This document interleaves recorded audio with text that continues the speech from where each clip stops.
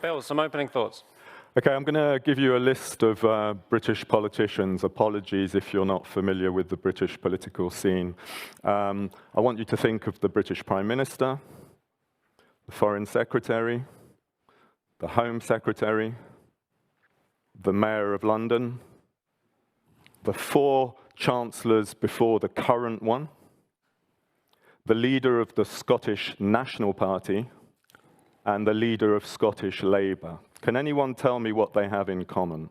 They all have ethnic minority background. Pardon? They all have an ethnic minority. So that's the standard answer, and indeed it's true.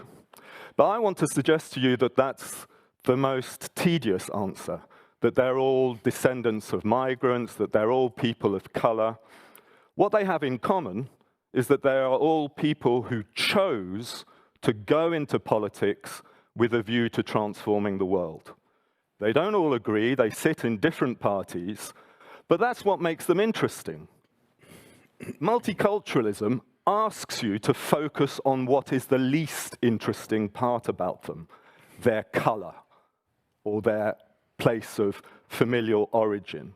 Whereas actually the thing that defines them, the thing that makes them a human being that is transformative, that goes beyond their origins, is the piece that we forget. They chose to go into politics. And I would say to you, that's not an accidental part of multicultural thinking. It's an essential part of multicultural thinking. You think of multiculturalism, and it tells you that there are certain protected characteristics that we must respect to do with color, race, religion, gender. Those are attributed characteristics, whereas those that people choose for themselves in order to shape their lives and their destinies are the ones that we neglect as a consequence. So that's a first important point.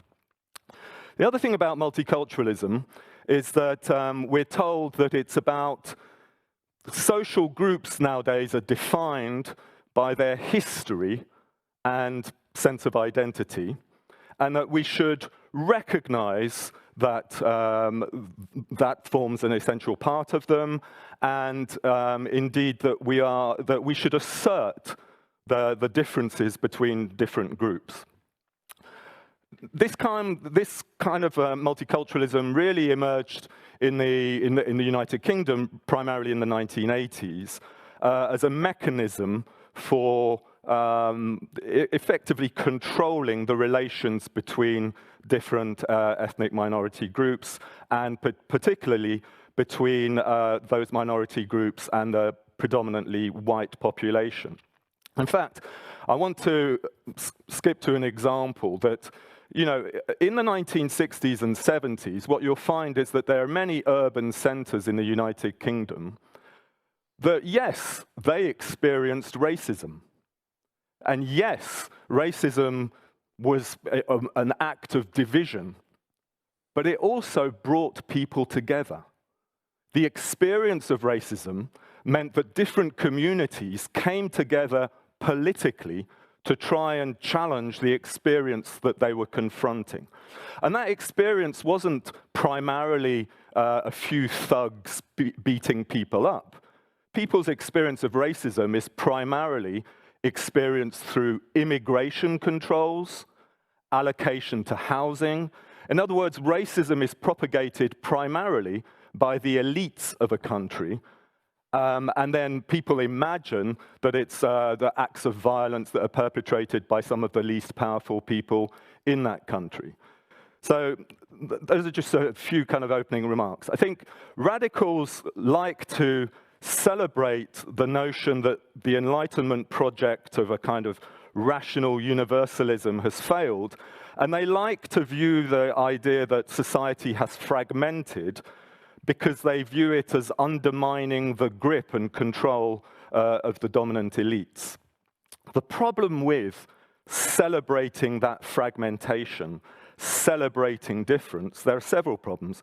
But the first, I think the most important problem, is that a focus on essential differences has always been central, not to radical anti-racism, but is part of racial thinking in the first place, that people are fundamentally different.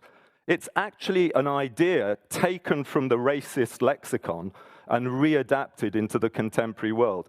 To give you a kind of simple conceptual model, you can imagine that in the past, there was a notion of racial hierarchies, where maybe white men were at the top of a ladder that then went down through different groups.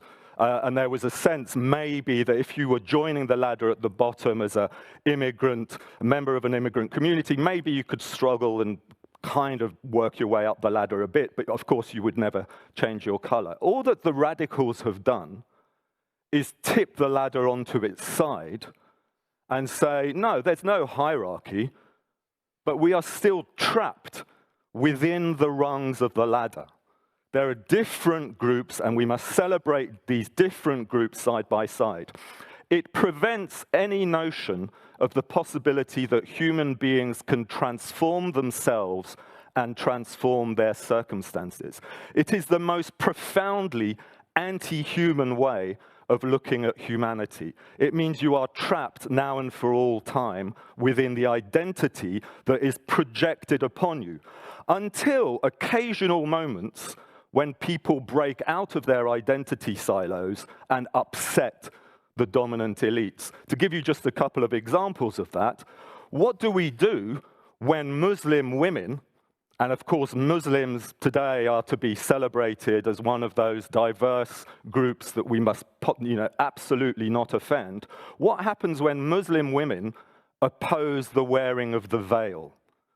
When they oppose, for instance, the installation of a statue in the United Kingdom in 2 weeks' time, celebrating the hijab, a god-awful looking statue, I have to say, it looks like Picasso was drunk, but called Strength of the Hijab, just at the moment when women in Iran are fighting with their lives to get rid of that, a white artist in the United Kingdom is installing a 1-ton, 5-meter-high celebration of wearing the hijab.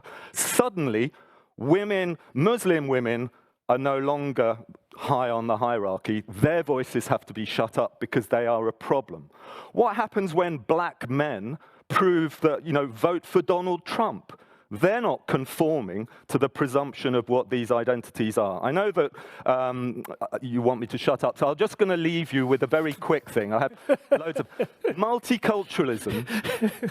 My definition of multiculturalism is that it is state-orchestrated actions based on a presumption of people as prejudiced to promote a caricature, a narrow form of cultural difference. It purposefully and willfully divides society, the better to control it. That is what multiculturalism is. Thanks, Bill.